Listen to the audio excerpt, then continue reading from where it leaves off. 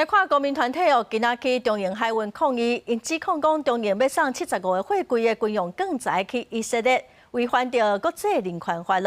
伊嘛呼吁讲，佮爱随停止运送。也毋过中营海运是强调讲，因并无违法。即刻禁运。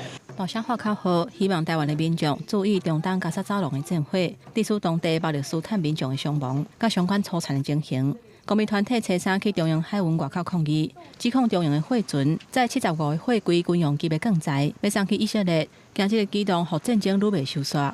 沿着非洲南部的海岸航行，任何知情并且协助转运的企业与政府，以及不作为的国家，都有可能会沦为共犯。我觉得这个 Palestine 的问题是很重要，是人民权利的问题。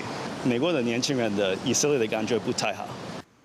不少伫台湾的外籍人士拢来到乌燕，因为中央海运是国际的大公司，目前以色列去予国际法庭判定是有种族灭绝嫌疑的国家，替以色列运送军事物资，都被属是违反国际人权法，呼吁要即时随停止运送。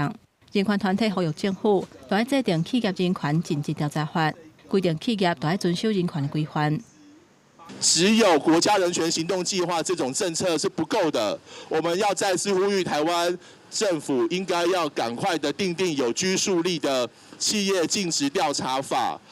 针对这点，中央海运回应讲，因的业务拢依法来进行，嘛有遵守国际贸易甲运输的规范。